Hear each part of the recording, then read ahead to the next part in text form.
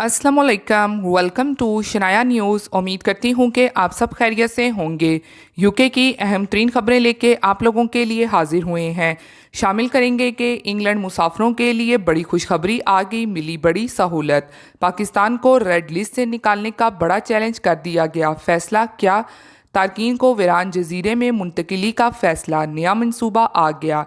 इसके अलावा मज़ीद अहम खबर को भी शामिल करेंगे। कोरोना के हवाले से क्या सूरत हाल है इंग्लैंड में, तो इसलिए यही रिक्वेस्ट है कि वीडियो को आखिर तक देखिएगा और वीडियो को आगे भी शेयर कीजिए ताकि आपकी मदद से दूसरे लोग भी इस इंफॉर्मेशन तक पहुंच सकें।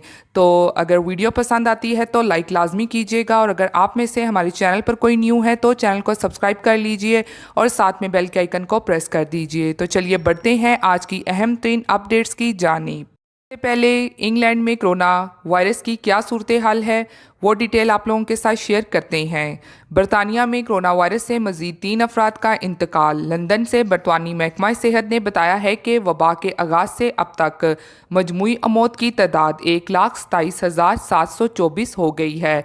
महकमा सेहत ने कहा है कि 3 करोड़ 80 लाख अफराद को पहली और 2 करोड़ 28 लाख अफराद को वैक्सीन की दूसरी डोजेज़ लगा दी गई हैं। माहिरीन का मानना है कि मजमूई तौर पर बरतानिया भर में कोविड सूरत हाल काफ़ी बेहतर है, मगर एहतियात अभी भी ज़रूरी है।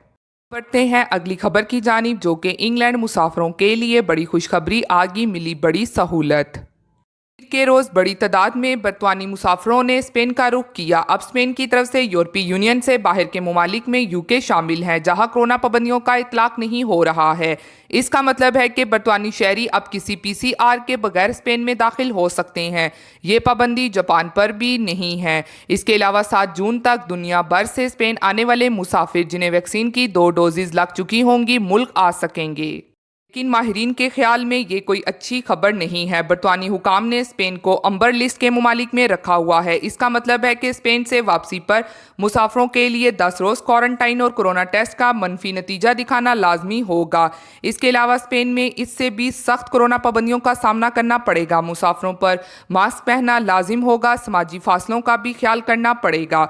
माहिरीन स्पेन हुकूमत के फैसले को कबल अज़ वक्त करार दे रहे हैं। वहीं पर बरतानी हुकाम गैर ज़रूरी सफ़र से एहतियात बरतने पर जोर दे रहे हैं। दूसरी जानिब बरतानिया का पहला मुसाफिर हेल्थ चेकअप के बगैर बार्सिलोना में पहुंच गया है। तफसीलात के मुताबिक के रोज़ यूके का पहला मुसाफिर बार्सिलोना एयरपोर्ट पहुंच गया। इन्हें मनफी PCR टेस्ट दिखाना नहीं पड़ा और ना ही दूसरे मराहिल से गुजरना पड़ा। लंदन से 2 परवाज़ें स्पेन पहुंची, जहां सैकड़ों मुसाफिर कातलोनिया आए। गुज़श्ता हफ्ते स्पेन ने बरतानिया से आने वाले मुसाफिरों के लिए हर किस्म की रुकावटें, जिनमें हेल्थ चेकअप्स भी शामिल थे, ख़त्म कर दी थी। इस फैसले का अमल दरामद पीर के रोज़ हो गया है। अब यूके से मुसाफिर टेस्ट के बगैर स्पेन में दाखिल हो रहे हैं। स्पेन आमद पर इन पर से क्वारंटाइन की शर्त को भी ख़त्म कर दिया गया है। अगरचे मुसाफरों के लिए मनफी PCR लाना लाजिम नहीं था, ताहम काफ़ी अफराद के पास टेस्ट रिज़ल्ट मौजूद थे। इसकी वजह या तो हदायत की तब्दीली के मुतल्लिक लाइल्मी थी, एहतियात के तौर पर साथ लाए थे। ख्याल रहे कि इस अहम पेशरफ्त का ऐलान जुमे के रोज़ हुआ था। इससे पहले कई मुसाफिर अपना टेस्ट करवा चुके थे। बढ़ते हैं अगली खबर की जानिब, जो कि पाकिस्तान को रेड लिस्ट निकालने का बड़ा चैलेंज कर दिया गया, फैसला क्या? यूके ने पाकिस्तान को रेड लिस्ट में डालने के हवाले से एक बार फिर से फैसला बरतानी अदालत में चैलेंज कर दिया गया है और दरखास्त वकील मोहम्मद असगर, बैरिस्टर राशिद अहमद और बैरिस्टर फुरकान अशरफ ने दायर की है, क्योंकि पाकिस्तानियों को बरतानिया जाने में काफ़ी दुश्वारी का सामना है।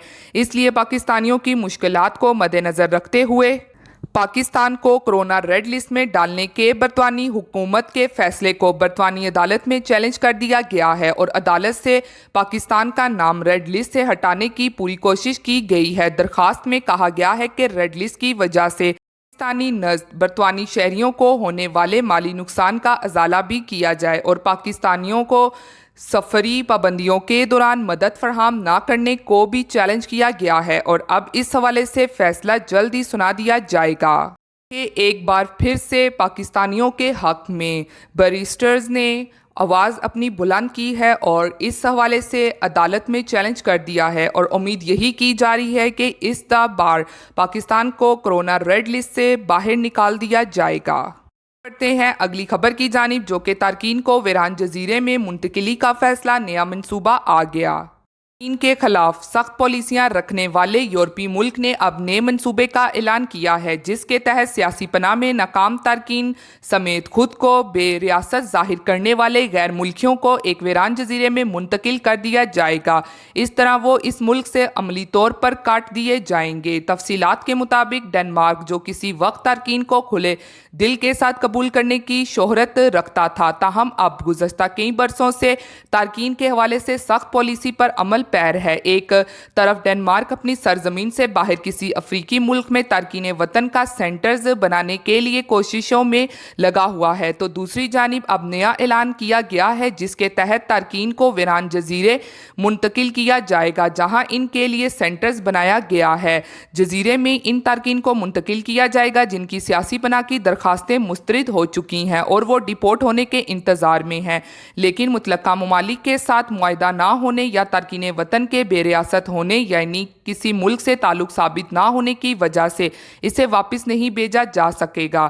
اس کے علاوہ جرائم پیشہ تارکین کو بھی اس جزیرے میں منتقل کر دیا جائے گا جہاں وہ ڈپورٹ ہونے کا انتظار کریں گے۔ حکومت کی جانب سے اس سینٹرز میں ایک تارکین وطن کے قیام پر سالانہ تقریباً 10 لاکھ کروڑ اخراجات کا اندازہ لگایا گیا ہے۔ ڈینش وزارت امیگریشن نے منصوبے کی تصدیق کی ہے اور کہا ہے کہ اس کے لیے جزیرے پر عمارت بھی تیار کر لی گئی ہے جس میں 130 سے زائد تارکین کو رکھنے کی گنجائش ہے۔ اس نے سینٹرز کو اگلے سال تک مکمل فعال کر دیا جائے گا، جسے بے دخلی مرکز کا نام دیا گیا ہے۔ اس سینٹرز کے قیام کے لیے دائیں بازو کی اپوزیشن کنزرویٹو پارٹی کا بھی حکومت پر دباؤ تھا، جو سوشل ڈیموکریٹڈ حکومت سے الیکشن میں کیا گیا وعدہ پورا کرنے کا مطالبہ کر رہی تھی۔ وزیر امیگریشن کا کہنا ہے کہ انہیں اس خبر سے بہت خوشی ملی ہے، ہم اپنا انتخابی وعدہ پورا کرنے جا رہے ہیں۔ خیال رہے کہ ڈنمارک حکومت کی جانب سے مشرقی وسطی کے جنگ زدہ ملک شام کے شہریوں کو دیے گئے رہائشی پرمٹ بھی کینسل کرنا شروع کر دیے گئے ہیں اور انہیں واپس شام بھیجا جا رہا ہے۔ ڈنمارک میں اس وقت 35,500 شامی مہاجرین مقیم ہیں۔ جانب ایک اور اہم خبر کو آپ لوگوں کے ساتھ شیئر کرتے چلیں کہ افغانستان میں امن کے لیے کوششیں کرنے پر پاکستان اور قطر سے ناراض افغان شہریوں نے لندن میں دونوں ملکوں کے سفارت خانوں کے باہر مظاہرے کیے ہیں۔ پاکستانی ہائی کمیشن پر پتھراؤ بھی کیا گیا۔ مظاہرے کا انتظام وطن گروپ کے نام سے کام کرنے والے ادارے کی جانب سے کیا گیا تھا۔ تھی آج کی اہم ترین اپڈیٹس یوکے کی۔ امید کرتی ہوں کہ آپ کو پسند آئی ہوں گی۔ پھر ملتی ہوں آپ سب سے کسی لیٹسٹ اپڈیٹ میں، تب تک آپ سب اپنا بہت خیال رکھیے گا۔ تھینک یو، خدا حافظ۔